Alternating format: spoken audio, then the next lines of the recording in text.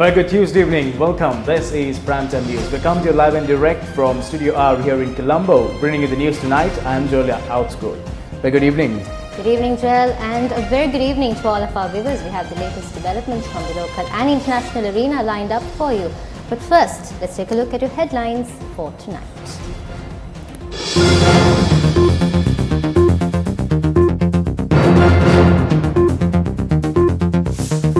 Health officials say that the Chinese woman who contracted the coronavirus is not in a critical condition. No need to panic. Director General of Health Services informs the general public. දැනට තියෙන අත්දැකීම අනුව මේක වේගයෙන් පැතිරීමක් තියෙනවා. නමුත් මේකේ අර virulence කියන එක, ඒ කියන්නේ මරණීය තත්ත්වයේ ගෙන දේම ඉතා අධික එකක් නෙවෙයි. Opposition leader vows fullest support to eradicate the coronavirus and says Parliament should be convened immediately. No commissions have the statutory or legal authority to issue orders on pending court cases. Attorney General responds to the Presidential Commission. Environmentalists reveal of a property theft. අද වන විට අක්කර 75573ක් මේ ඉඩම් කොල්ලේට ලක් වෙලා තියෙනවා.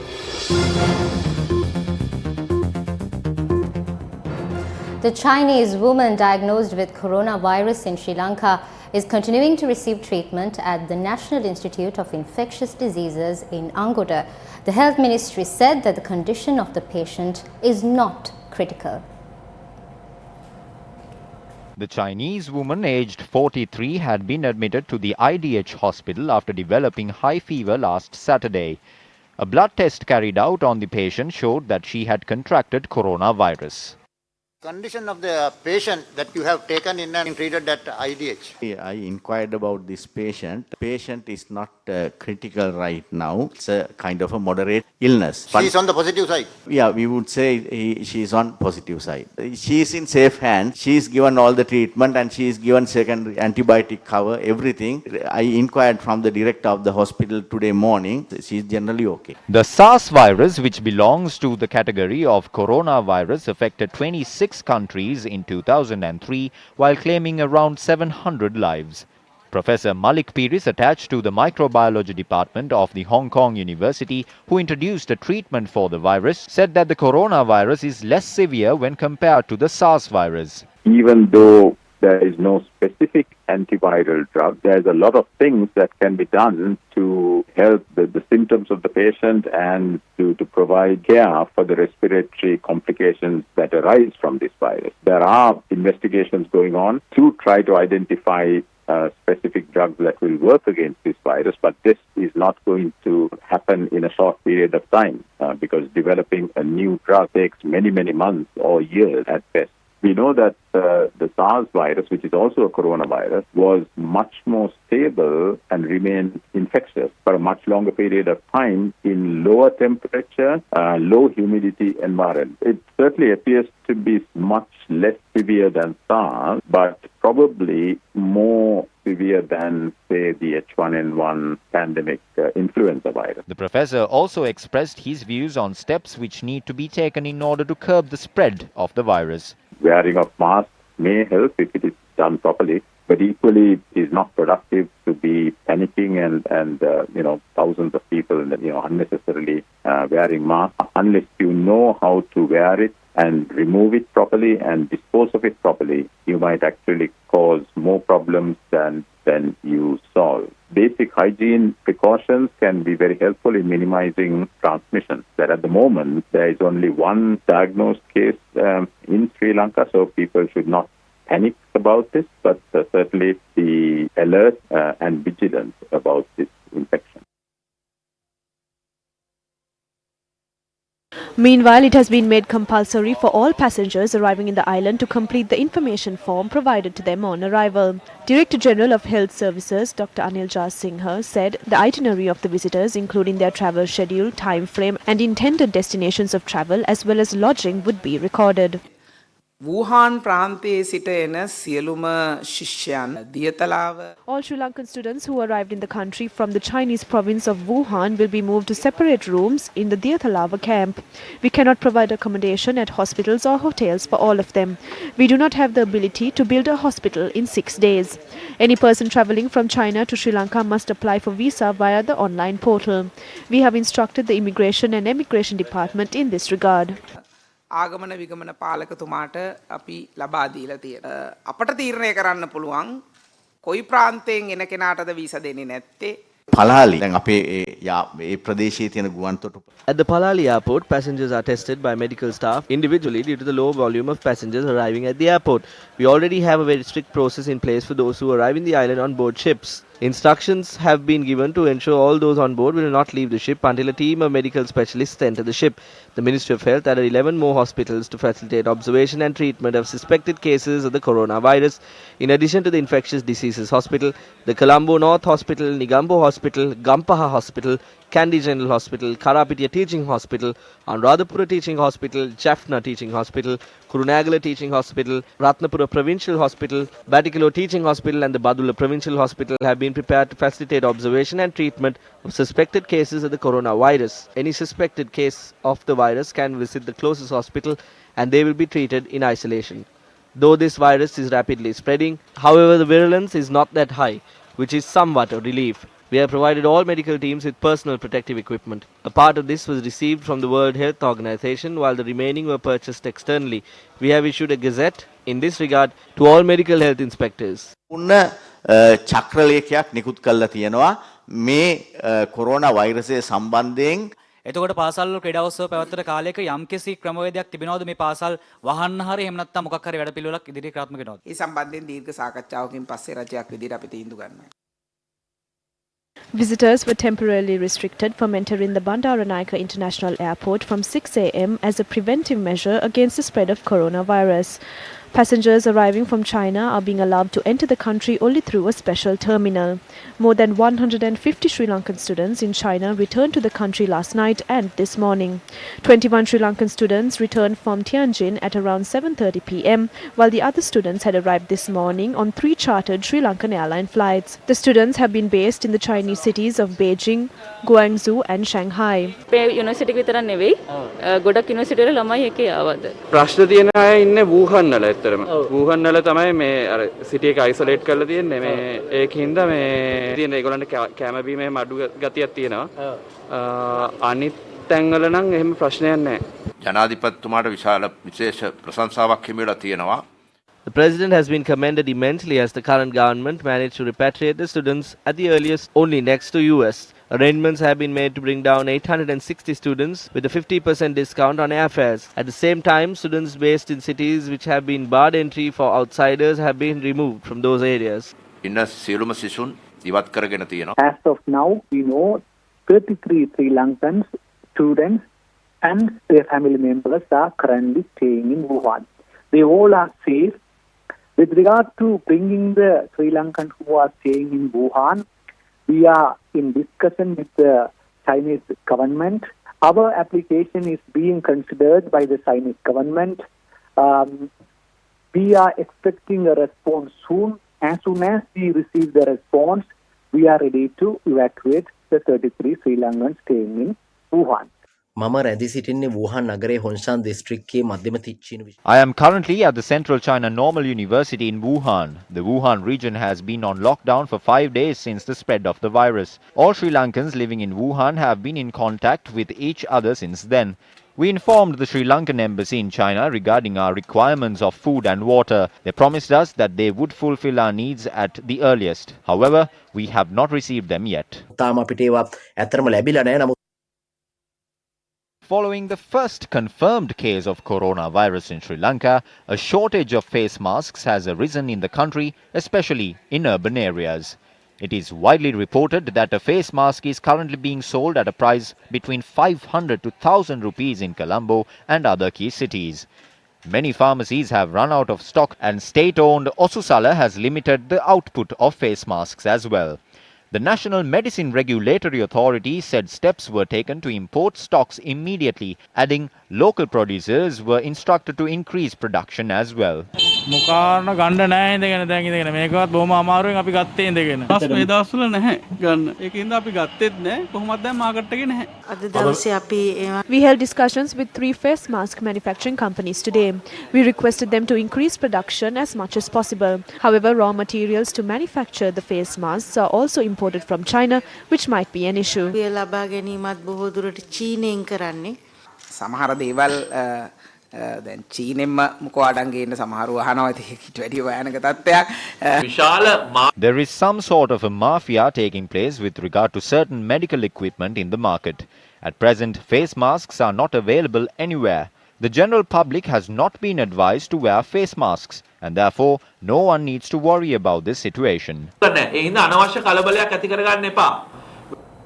In related news this evening, the Chinese embassy has advised that tourists from areas affected by the epidemic to postpone or cancel their plans to visit Sri Lanka. Now, this was confirmed by the Department of Government Information. Meanwhile, the Department of Immigration and Immigration has decided to ban Chinese tourists from the Chinese cities of Wuhan, Huanggang and Azhou following the recent outbreak of the virus. This decision will be in effect from today. The Immigration Department said that the applications of those applying for visas from 53 Chinese states, in which at least 5 coronavirus patients have been reported, will not be accepted unless due to unavoidable circumstances. This move follows the decision to suspend the issuance of on-arrival visas for Chinese tourists with effect from today. However, he noted that the permitted tourists will have to undergo a scanning process through a red channel at the Bandaranaike International Airport. According to the revised regulations, Chinese citizens will have to apply for online visas before boarding their flights to Sri Lanka, and these applications would be reviewed by the Department of Immigration and Immigration. Opposition leader Sajith Premadasa, in a statement, has called on Parliament to convene immediately to discuss matters on the coronavirus, considering it as a very serious issue. Highlighting the fact that all must unite to protect the country irrespective of their party affiliations, Sajith Premadasa made 6 proposals to the House of Legislature. Number 1, enforce a 24-hour security system and boost health security. Number 2, ensure the return of Sri Lankans in China through state intervention and not depend on monetary regulations. Number 3, carry out extensive tests on those individuals. Number 4, the state should take action to identify the current health status of Chinese nationals residing in this country. Number 5, patient status and prevention of infection should be relayed to the public. Number 6, in the event of an emergency, to convene Parliament. He emphasized the opposition is ready to take up responsibility and necessary intervention in this situation. Now, as an apology due to the rapid spread of coronavirus in the city of Wuhan in China, Chu Xiang-wan has decided to resign from his duties as the governor of the Wuhan city. He stated that the lockdown in effect for 10 million citizens has never occurred in the history of the country. Meanwhile, more than 106 people have died due to the rapid spread of the virus, while the number of infected people have surpassed 4,500.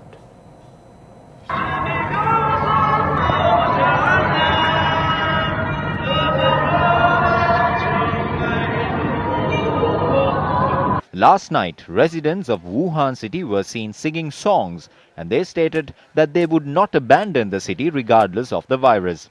This is the first time that the residents have left their homes and gathered in the streets in such a manner since the spread of the virus. The first death from Beijing city was reported yesterday. Taking into consideration the current situation, authorities have decided to keep all universities and schools shut down in lieu of the Chinese New Year. Foreign media reported that the current travel bans have been further strengthened, whilst it's been made compulsory that certain cities have to use a face mask. Foreign media further states that most people who have died due to the illness are older people or those who have respiratory difficulties. Meanwhile, 18 coronavirus patients have been reported from Hong Kong, Thailand, Australia and Japan. Now, taking a look at some more local news. The Attorney General informed the Presidential Commission appointed to probe incidents of political prosecution in writing that the Commission of Inquiry has no statutory or legal authority to order the Attorney General to refrain from performing his statutory functions with regard to the case on the abduction of 11 youth in 2008 and 2009. The case filed by the Attorney General against Wasantha Karannagoda and DKP Dasanayaka over the abduction and enforced disappearance is taken up for the examination at the Permanent High Court trial at bar. However, the Commission of Inquiry had recently informed the Attorney General to refrain from proceeding with the case until the Commission concludes its investigations on the matter based on a complaint which was received. In response, the Attorney General stressed, as per provisions of article in the Constitution, a Commission of Inquiry has no statutory or legal authority to suspend the process of prosecution without a court order. He had further stated that the Attorney General's department initiates lawsuits only based on the findings of investigations. The Attorney General emphasized indictments were served in the presence of the judges following all legal processes, and it was done according to the powers vested with the Attorney General. Now, in related news, Parliamentarian M.A. Sumanthiram expressed the following views in a media briefing held in Jaffna today.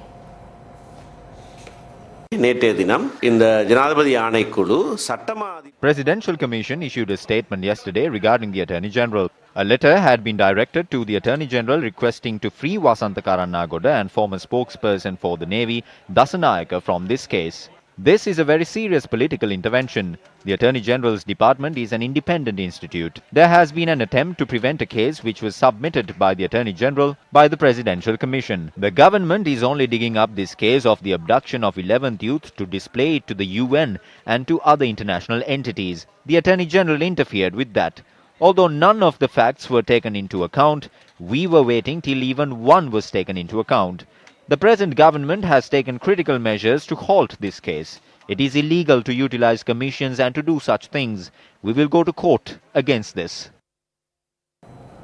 Still in news here at home this evening, the Land and Agricultural Reform Movement held a conference in Colombo today where a revelation about property theft was made. The procedure followed to acquire land was practiced after the end of the war. 5 institutions are involved in the process. Acquiring of land to be declared as reserves, these lands have been used by the people for a very long time. Then comes the acquisition of land for investment purposes. This process is overlooked by 2 institutions. One is the Mahaveli Authority and the other is the Tourism Development Authority. A majority of land in the Mahaveli regions are given for the construction of solar power plants. The Tourism Development Authority has become the latest institution to steal land. The Kalpiti area, including 14 islands, were declared as a tourism zone. Many areas including Nilaveli, Kuchaveli, the eastern coastal line and several areas in the southern region have been declared in such a manner. Such land theft is taking place under the guise of development. Lands and properties which were occupied by Tamil communities for a long time were taken over by other communities after the war. They take over these properties before the original owners could claim them. There is a political agenda behind this as well. To date, 75,537 acres of land have fallen victim for this land theft. As a result, there are nearly 38,455 families displaced. At this point, 146,931 acres of land are due to be acquired from the general public. The first party responsible for this is the government. Then comes investors. How can Singapore influence or pressurize us as investors? How can Gazelle Ventures acquire 62,500 acres of land in Akriyankumbura for sugarcane cultivation? How are they trying to acquire 15,000 acres of land in Monragala and Hammantota adjacent to the Magampura port for the construction of Chinese factories? Thereafter, these investors and the countries they represent will be influencers within the process. If we are to stop land theft, a change in government will not stabilize this process. A group of UMP MPs held a gathering at a restaurant in Colombo yesterday. Out of the 52 people who were invited to this meeting, only 17 MPs attended the meeting, which was organized by UMP MP Vajirabe Wardana.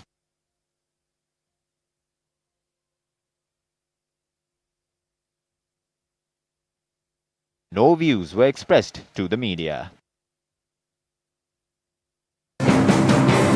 Journalists raised questions about this meeting, which was organized by Vajirabe Wardana at a press conference which was held at the opposition leader's office today. නෑ ඉතින් මෙහෙමනේ අපි മന്ത്രിවරුනේ ඒගොල්ලෝ නේද? හම්බෙච්ච අය. අපේ පක්ෂේ മന്ത്രിවරුද? ඔව්. ඒ ඉතින් මෙහෙමයි සමහරලාට ඉතින් අපි කැමති අපෙත් ඉන්නවනේ යාළුවෝ එහෙම. ඉතින් අපි හම්බ වෙලා ඔය හැන්දෑවට පොඩ්ඩක් හම්බ වෙනවා. එහෙම ඒවා කරනවා. ඒගොල්ලොත් එහෙම එකක් හම්බ වෙන්න ඇති. මම නම් ඒ ගැන දැනන් හිටියේ නෑ. මුදුමේ හිතෙන්නේ නැද්ද මේ පවතින පක්ෂයේ අර්ථකථනය ගැන සාකච්ඡා වුණාද කියලා? නෑ මං හිතන්නේ එහෙමයි ඉතින් තැන් වල හම්බ වෙලා කතා කරන්න ඕනේ. අපිට තියෙනවානේ කණ්ඩායම් රැස්වීම තියෙනවා. අපේ කෘත්‍ය අධිකාරී මණ්ඩලයේ රැස්වීම තියෙනවා. අපි ඕනි තරම් ඒකෙදි කතා කරනවා. ඉතින් ඔය සමහරලාට දන්නේ නැද්ද මේ කට්ටියද විරුද්ධ පක්ෂය වුණාම ඉතින් පිරිමි ළමයිනේ කට්ටිය කැමති ඉතින් සෙට් වෙනවා කියනවා. ඕනේ සාමාන්‍ය එහෙම සෙට් වෙනවා නේ මේ ප්‍රධාන ප්‍රබලය රැස්කලා තියෙන අපි තාම කවුද දන්නේ ප්‍රබලය වෙයි කියලා. විශේෂම වටිනා බේවර්ධන ප්‍රබලයේද එතුමා? නවීන් දිසානායක. එතුමා ප්‍රබලයේද? මොකෙන්ද දන්නේ ඒක මනින්නේ. මගේ අදහස නම් ඔය කවුරු ප්‍රබල නෙමෙයි. A press briefing was convened by the United National Party at its headquarters in Sirikota today. අපි රජයේ ඉන්න කාලේදී Under our government, we introduced a system of recruiting project assistants in order to provide 7,500 jobs. However, the handing over of these appointments have been suspended since the new government came into power. These graduates have reached out to a UNP representative after their efforts to contact the President and the Prime Minister proved futile. The new recruits reported to work for about 4 to 5 days. In the meantime, the Election Commission chairman, based on several complaints, issued a letter suspending the handing over of new appointments as the date for the polls have been announced. The election concludes. The polls chief once again issues a letter stating that the suspended appointments could be resumed and that the relevant steps could be taken in this regard. However, a letter is sent from the Treasury and the Finance Ministry to halt these appointments. The Cabinet then takes a decision to cancel the process. I wish to clearly state that these were not political appointments. They had taken place in a formal and legal manner. A farewell ceremony to the outgoing Indian High Commissioner to Sri Lanka, Tharanjit Singh Sandhu, was held in Colombo last evening. President Gotabaya Rajapaksa graced the event. A large gathering including Prime Minister Mahinda Rajapaksa, Opposition Leader Sajith Premadasa, former President Chandrika Bandaranayake Kumaratunga, Leader of the United National Party Ranil Wickremesinghe, Ministers, Parliamentarians and diplomats attended the event. These 7 years have meant so much to me. Sri Lanka is my second home. My wife and I were blessed with the most important member of our family, my daughter, here in 2001. In India, we have such a huge market that internally we can't take care of it. In the coming future, one market which will keep the development and the economies of the world going is the Indian market. So the assurance is that we have no eyes on Sri Lankan market. Because if we can't fulfill our own, why would we come all the way to Sri Lanka? So this is a partnership. As we get connected, Sri Lanka should get connected along with us. Come what may, come rain, come sunshine, India will always be with you. The outgoing High Commissioner has been named as Indian Ambassador to Washington DC, succeeding Harshvardhan Shringla. Prime Minister Mahinda Rajapaksa, together with his family members, engaged in a special religious ceremony at the Ganggarama temple in Colombo today. The Prime Minister arrived at the temple along with his grandson. The religious ceremony was held as a custom to mark the 3rd month birthday of the child. The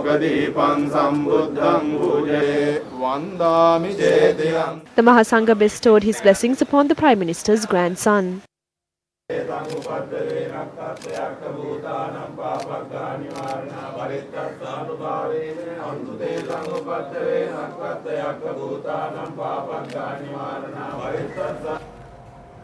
Sri Lanka and Canada have agreed to expedite the process of finalizing a memorandum of understanding on bilateral consultations.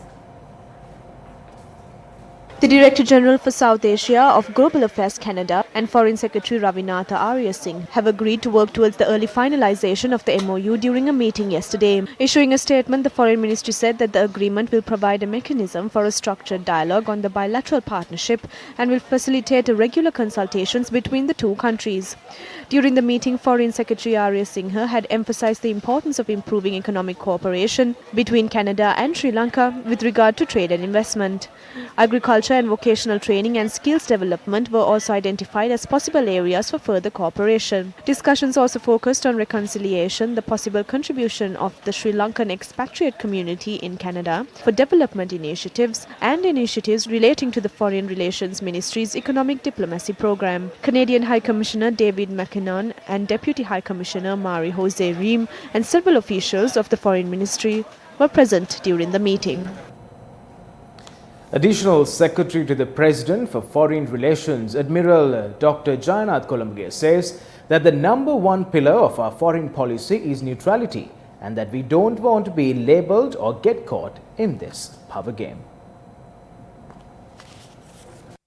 Speaking to Daily Mirror, Admiral Columbage said, "Together with neutrality, we expect the other countries to respect our sovereignty. We are a sovereign nation equal in the international scene." The Admiral said the strength of Sri Lanka is to be neutral as foreign nations, including India, America, Japan, China, Australia, European Union and England are interested.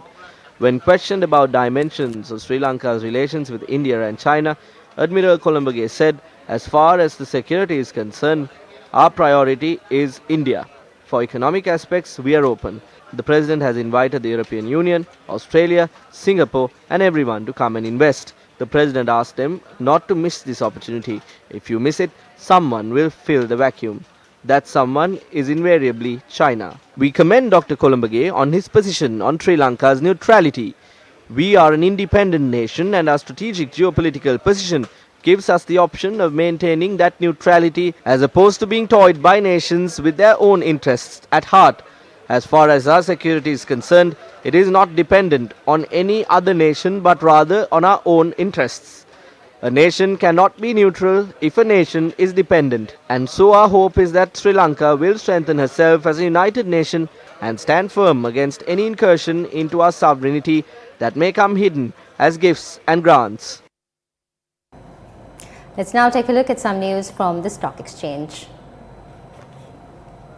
The market dipped today by 37 points. Current TO stands at 85 million rupees. Let's now take a look at currency movements.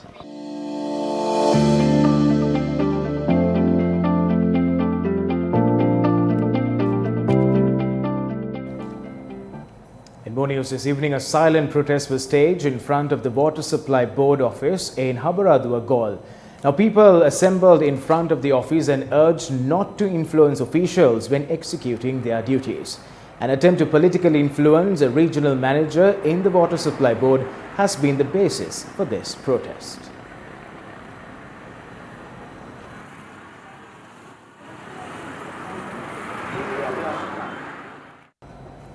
The 7th house constructed under the Citizen Avasta Housing Program was vested with the public today.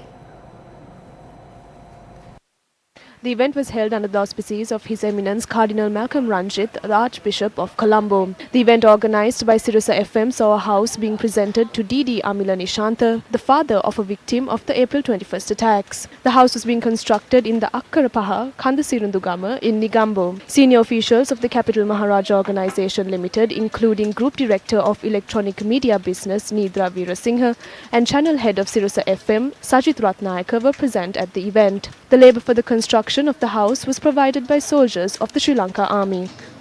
We need to know the people who are responsible for these bombings and destroy the lives of the people. We also need to know who are responsible for hiding this from us. We want to know who is responsible from the topmost position to the bottom. It cannot get swept under the carpet by political pressure. I make a request from the President. Please see that political parties based on religions are banned. Don't try to divide us. Don't spread hatred among us. If it happens, the leadership will be useless. Leadership is not always about crowning someone. This must be done. At any time of disaster, the Sri Lanka Army has always supported the people of this country. We have been doing it thus far and we will continue to do so. The Capital Maharaja Organisation Limited has conducted many programs and projects of this nature. We have seen seriously helping people living in most rural parts of the country. What specially comes to our minds is Gammadda. Although this does not come under the Gammadda program, providing a house in memory of the deceased is a benevolent act. They will remember this always. Well, on that note, we wrap this edition of Prime Time News. More news follows on our website, that is www.newsfirst.lk. I'm Joel Outskoon. I'm Zeenat Musafa. Good night and take care. Take care.